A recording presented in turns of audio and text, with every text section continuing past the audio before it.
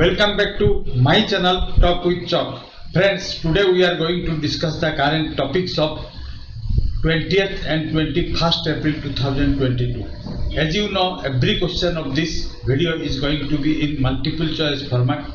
You have to choose the answer out of the 4 options first, then we will discuss the answer in details. Screen में आप देख सकते हैं APJ Abdul Kalam का एक कोटेशन है. Once he said, when our signature changes to autograph, this marks the success, and before that we cannot say that we have attained success. हमने जब तक हमारा सिग्नेचर ऑटोग्राफ नहीं बन जाता तब तक हम ये नहीं कह सकते कि हमको सक्सेस मिल गया है. तो इसी विचार के साथ let's get going with this video to get started. So the first question is like this: the first Ayushman Bharat Health and Wellness Center was inaugurated on which date? पहले आयुष्मान भारत स्वास्थ्य और कल्याण केंद्र का उद्घाटन कौन सी डेट में हुआ था, यह है क्वेश्चन. तो ऑप्शन सर अप्रैल 2018, फरवरी 2019, मार्च 2019, फरवरी 2020. तो ये चारों में से कौन सा होगा? अप्रैल 2018 में. आंसर पर चलते हैं. So the inauguration of the first ABHWC Ayushman Bharat health and wellness centre was on 14th April 2018 at Jangla and Sirin village in Bijapur district of Chhattisgarh. Chhattisgarh के बीजापुर डिस्ट्रिक्ट में सिरिन नाम का एक विलेज में, जांगला में, ये पहले 14th April 2018 में शुरू हुआ था. क्वेश्चन नंबर 2 पे चलते हैं. World bank has cut the global growth forecast for 2022 to what percent due to the impact of Russia's invasion of Ukraine. तो रूस के यूक्रेन पर आक्रमण के प्रभावों के कारण विश्व बैंक ने 2022 के लिए वैश्विक विकास पूर्वानुमान को घटाकर कितने परसेंट कर दिया है? यहाँ पे एक स्पेस है, मतलब डेस है, सॉरी. तो ऑप्शन सर 1.5%, 2.7%, 3.2%, 4.4%. ये चारों ऑप्शन में से कौन सा होगा? आंसर पर चलते हैं. The world bank has cut the global growth forecast for 22 to 3.2% from 4.1% due to the impact of Russia's invasion of Ukraine. विश्व बैंक ने यूक्रेन पर रूस के आक्रमण के प्रभाव के कारण 22 के लिए वैश्विक विकास पूर्वानुमान को 4% से घटाकर 3.2% कर दिया है. तो फोरकास्ट किया है ग्लोबल ग्रोथ इतना नहीं होगा जितना पहले फोरकास्ट किया गया था. देन क्वेश्चन नंबर 3 पे चलते हैं. SBI has raised 3-year funds of how much through a syndicated loan facility at very fine pricing through its IFSC GIFT City branch. तो इसको हिंदी में समझते हैं. SBI ने अपनी IFSC GIFT City शाखा के माध्यम से बहुत बढ़िया मूल्य पर एक सिंडिकेटेड ऋण सुविधा के माध्यम से कितने रुपीस 3 साल का फंड जुटाया है? और option sir 100 million, 150 million dollar, 250 million dollar, 500 million dollar. तो आंसर पर चलते हैं. SBI has raised 3-year funds of $500 million, which is about 3,800 crore rupees through a syndicated loan facility at very fine pricing through its IFSC GIFT City branch. Then question number 4. Which company has launched world's first crypto-backed payment card with Mastercard and DI Pocket? किस company ने Mastercard और DI pocket के साथ दुनिया का पहला crypto समर्थित भुगतान कार्ड लॉन्च किया है? और option sir TikTok, away, Nivo and Nexo. As I have given you the image, it is a Nexo card. ये मास्टर कार्ड है.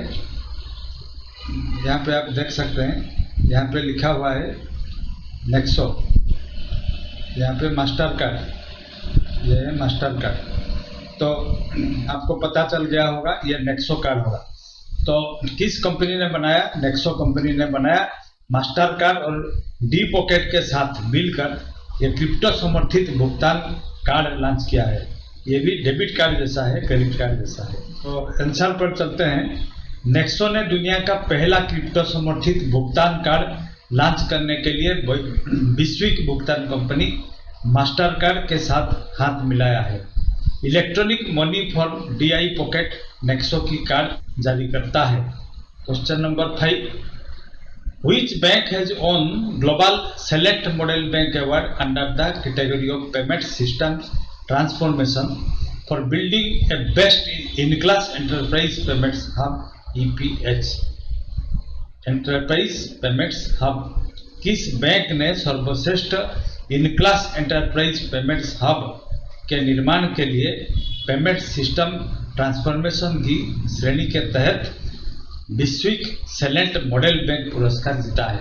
Option are Bank of Baroda, State Bank of India, IndusInd bank and HDFC bank. इनमें से कौन से bank को कौन सी award मिला? पेमेंट सिस्टम ट्रांसफॉर्मेशन के लिए सेलेक्ट मॉडल बैंक अवार्ड मिला है।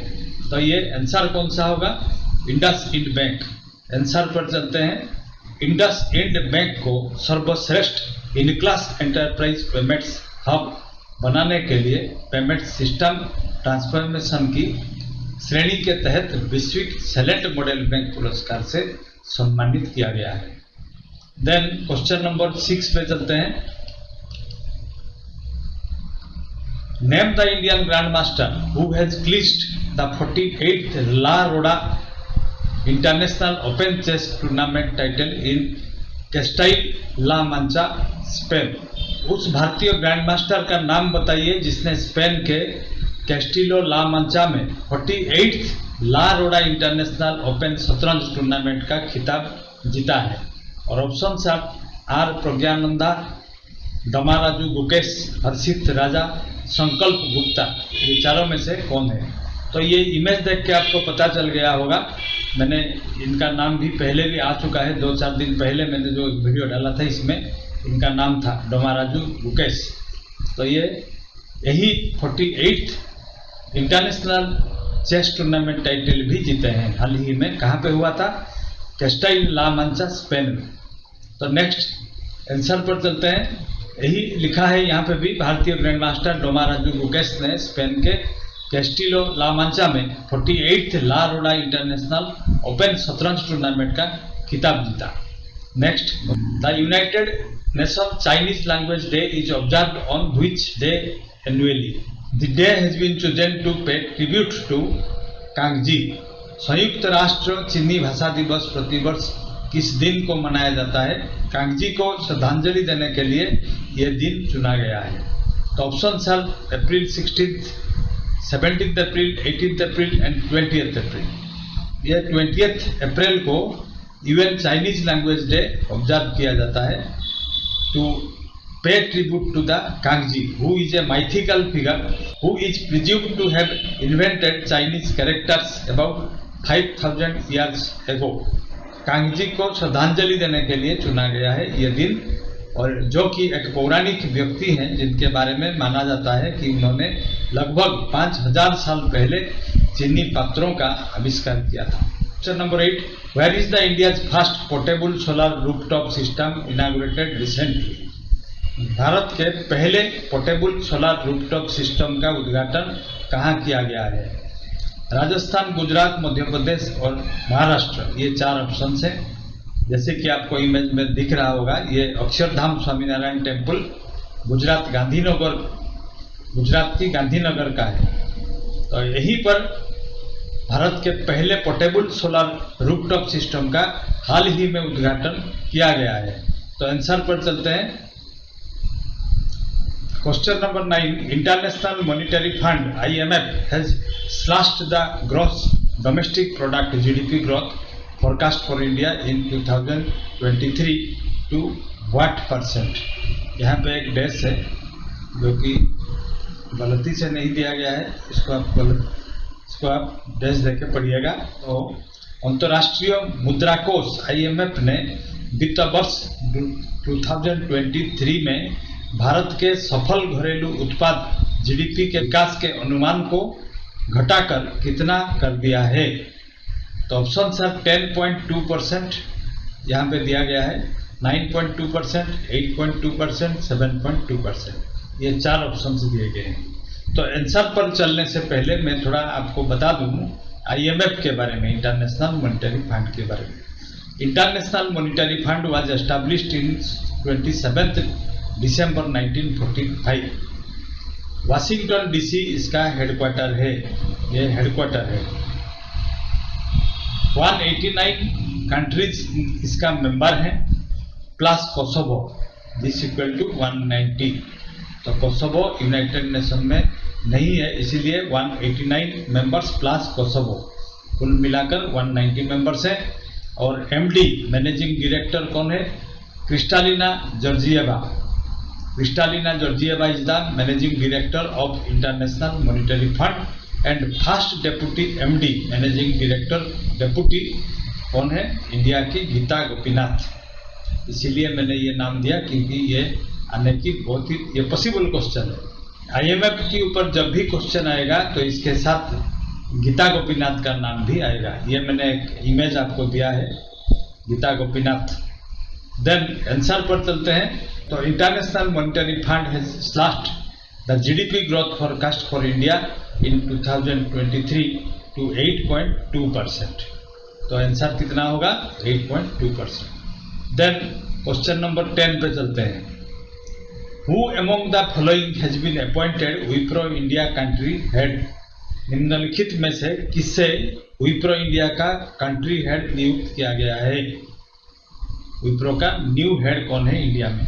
संजीव धाम, सुमित सिंगल, विजय त्रिपाठी, सत्य ईश्वरन। अगर आपको पता होगा इस इमेज के बारे में या फिर आपको ये इनको आप पहचानते हैं तो आप जरूर जान गए होंगे। Satya Eswaran has recently been appointed Wipro India country head. तो नेक्स्ट, तो आंसर पर चलते हैं, वही यहीं पे भी लिखा गया है। तो नेक्स्ट क्वेश्चन पे चलते हैं, question number 11। So it is question number 11। World creativity and innovation day is observe annually on which date, या फिर which day? And options are 21 April, 19, 20 and 18 April. Answer पर जाने से पहले मैं आपको थोड़ा इन डेट्स के बारे में बता देता हूँ। नेशनल सिविल सर्विस डे 21 अप्रैल, वर्ल्ड लिवर डे 19 अप्रैल, UN चाइनीज लैंग्वेज डे 20 अप्रैल, जो कि अभी अभी हमने डिस्कस किया, वर्ल्ड हेरिटेज डे 18 अप्रैल। तो फिर आंसर कौन सा होगा? वही 21 अप्रैल में ही क्रिएटिविटी एंड इनोवेशन डे भी मनाया जाता है। तो ये आंसर है यहाँ पे। तो question number 12। In which state the first ever pure green hydrogen plant has been unveiled in India? Bharat के किस राज्य में पहले शुद्ध हरे हाइड्रोजन संयंत्र का अनावरण किया गया है? कहाँ पे बिठाया गया है प्योर हाइड्रोजन का green hydrogen plant? Maharashtra, Assam, Telangana, Sikkim, ये 4 ऑप्शन है। और हाल ही में ये मैंने आपको दिखाने के लिए, तो ये क्वेश्चन भी आ सकता है ग्रीन हाइड्रोजन प्लांट कैसे होते हैं, क्या होते हैं, इसीलिए मैंने एक यहाँ पे इमेज दिया है। तो आंसर पर चलते हैं। ये जोरहट असम में हाल ही में बिठाया गया India's first 99.999% pure green hydrogen pilot plant has been commissioned by OIL या फिर Oil India Limited at its Jorhat pump station in Assam. What is the theme of world creativity and innovation day 2022? विश्व रचनात्मकता और नवाचार दिवस 2022 का विषय या फिर थीम क्या था? And options are bring creativity and innovation in problem solving, celebrating the creative economy for sustainable development, और फिर कोलैबोरेशन। इनमें से कौन सा होगा? तो आंसर पर जाने से पहले मैं आपको बता दूं, अप्रैल 15 से 21 world creativity and innovation week मनाया जाता है, ये भी आपको याद रखना होगा। तो इसका आंसर होगा कोलैबोरेशन। ठीक है, collaboration is the theme of this years world creativity and innovation day. तो आंसर पर भी यही लिखा गया है तो 14 पर चलते हैं फिर। On which day civil service day is observed या फिर सेलिब्रेटेड इन इंडिया। भारत में सिविल सेवा दिवस किस दिन मनाया जाता है? Option are 19 April, 21 April, April 20 and April 18।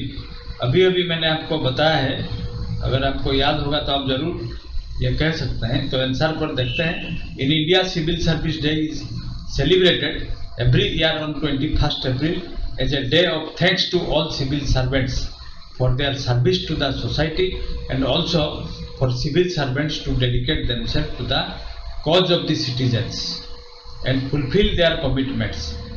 Then question number 16, which state or union territory has launched an app Jan Surveillance with an aim to help people to register complaints related to the various schemes online?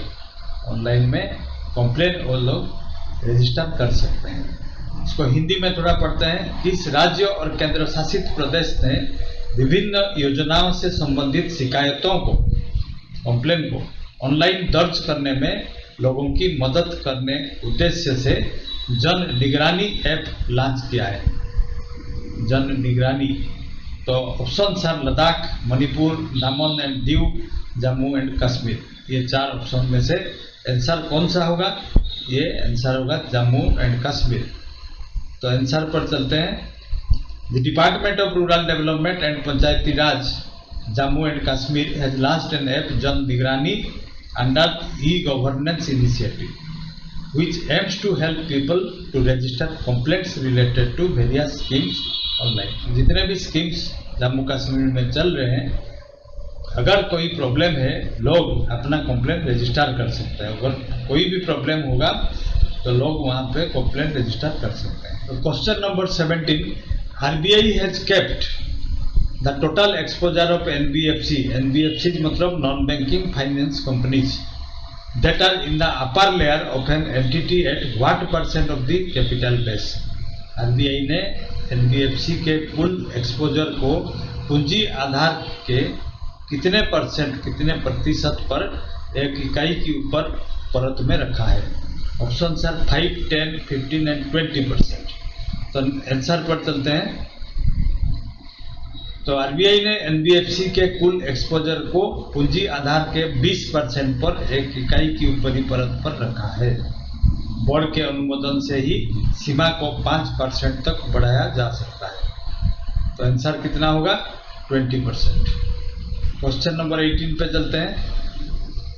The Reserve Bank of India has imposed a monetary penalty of rupees what और how much on Manappuram finance limited for non compliance with know your customer. KYC में तो भारतीय reserve bank ने अपने ग्राहकों को जानिए मतलब केवाईसी नो योर कस्टमर का अनुपालन ना करने के लिए उन्होंने केवाईसी का अनुपालन नहीं किया। मतलब voter I card, Aadhaar card, telephone bill या फिर कुछ भी, ये सब चीज़ें केवाईसी में आते हैं। फोटो, पासपोर्ट साइज फोटोग्राफ, पूरा डिटेल्स, एड्रेस का डिटेल्स, ये सब देना पड़ता है। तो इससे ग्राहकों को जानना पड़ता है सही है कि नहीं, जेन्युइन कस्टमर है कि नहीं। तो ये अनुपालन नहीं किया, इसीलिए मन्नापुरम फाइनेंस लिमिटेड पर हाउ मच रुपीज का मुद्रिक जुर्माना लगाया गया है। कितना रुपया जुर्माना हुआ है? हाल ही में RBI imposed monetary penalty of 17.63 lakh on Manappuram finance for non compliance of KYC. Question number 19, who has been appointed as the defence adviser to USA vice president Kamala Harris. आपको ये पता होगा कमला हैरिस जो कि वाइस प्रेसिडेंट है America का, वो India origin के हैं। तो संयुक्त राज्य अमेरिका की उपराष्ट्रपति कमला हैरिस के रक्षा सलाहकार के रूप में किसे नियुक्त किया गया है? Option are Prabhat Patnaik, Ketanji Brown, Jackson Amber Brecken, Shanti Sethi. ये 4 ऑप्शन है। ये मैंने आपको एक इमेज दिया है, ये है इमेज कमला हैरिस की और ये है उनकी एडवाइजर, डिफेंस एडवाइजर शांति सेठी। तो ये दोनों इंडियन ओरिजिन का है। तो आंसर पर चलते हैं। Indian USA navy veteran, India US navy veteran Shanti Sethi has been appointed as defence adviser to USA vice president Kamala Harris. Then question number 20 पे चलते हैं। Who among the following has been appointed as the new managing director MD और CEO of Digit insurance. तो निम्नलिखित में से digit insurance के नए प्रबंध निदेशक और मुख्य कार्यकारी अधिकारी सीईओ के रूप में किससे नियुक्त किया गया है? Option sir Mahesh Verma, Antony Heredia, Arunabh Ghosh, Jasleen Kohli. तो आंसर पर चलते हैं। आंसर कौन सा होगा? Jasleen Kohli has recently been appointed as the MD and CEO of Digit Insurance. Question number 21. Who is the author of the new book titled The Boy Who Wrote a Constitution, a play for children on human rights? The Boy Who Wrote a Constitution, a play for children on human rights नामक नई पुस्तक के लेखक कौन है? Option sir Navdeep Singh Gill, Mithilesh Tiwari, Rajesh तलवार, राजीव भटिया। ये चारों में से ये मैंने एक इमेज दिया है आपको, ये इसका कवर पेज है या फिर फ्रंट पेज है बुक का, किताब का, जो कि आपको दिख रहा होगा। यहाँ पे राजेश तलवार लिखा हुआ है। तो this book has been written by Rajesh Talwar. तो नेक्स्ट क्वेश्चन पर चलते हैं। तो ये वही है, आंसर मैंने यहाँ पे दिया है। तो नेक्स्ट क्वेश्चन पे चलते हैं। तो question number 22। Prafulla Kar passed away recently, he was a what? और फिर इनका प्रोफेशन क्या था? Singer, musician, option number 1, second poet, third Kathak dancer and next actor. इनमें से ये प्रफुल्ल कर कौन थे? ये ओडिया सिंगर एंड म्यूजिशियन थे। Legendary Odia singer and music director Prafulla Kar has passed away recently due to age related ailments. 23 में चलते हैं। Which of the following team has emerged as the champions of the 12th Senior Men's National Hockey Championship? निम्नलिखित में से कौन सी team 12वीं senior पुरुष राष्ट्रीय हॉकी चैंपियनशिप के चैंपियन के रूप में उभरी है? Option sir Maharashtra, Karnataka, Tamil Nadu and Haryana. ये चारों में से कौन सा टीम है? आंसर पर चलते हैं। Haryana has emerged as the champions of the 12th Senior Men's National hockey championship by defeating Tamil Nadu. Haryana ने जीता है और तमिलनाडु ने तमिलनाडु को हराया है। 12th senior mains national hockey championship. ये तीन चीजें आपको याद रखना है। देन क्वेश्चन नंबर 24 पे चलते हैं। Question number 24। Who has been appointed as the next chief of army staff? Next chief of army staff अभी से अनाउंसमेंट हो चुका है, जो कि 30 अप्रैल को ही विल एज्यूम ऑफिस। तो ऑप्शन सर नाय कुमार खंडूरी, राणा प्रताप कलिता, मनोज पांडे, अजय सिंह। ये चारों में से कौन बनेंगे? अगर आपको पता होगा कि वाइस चीफ ऑफ आर्मी कौन है, जो कि मैंने यहाँ पे इमेज दिया है, वही नेक्स्ट आर्मी चीफ बनने वाले हैं, चीफ ऑफ आर्मी। और ये किसका इमेज है? ये वाइस चीफ ऑफ आर्मी अभी जो है 30 अप्रैल तक, मनोज पांडे। सो आंसर पर चलते हैं। Lieutenant general Manoj Chandrashekhar Pande has been appointed as the next chief of army staff. He is to assume office from 30 April. Lieutenant general Pande is the incumbent vice chief of army. अभी वो vice chief of army है India की, और next 30 अप्रैल से chief of army होने वाले हैं। तो इनका नाम क्या है? Manoj Chandrashekhar Pande. So this was all that I have for today's video. आज के लिए इतना ही। जो नेक्स्ट वीडियो में हम डिस्कस करेंगे current topics of 22 April and 23 April. So be a careerist and always be inside the culture of success. Thank you for watching.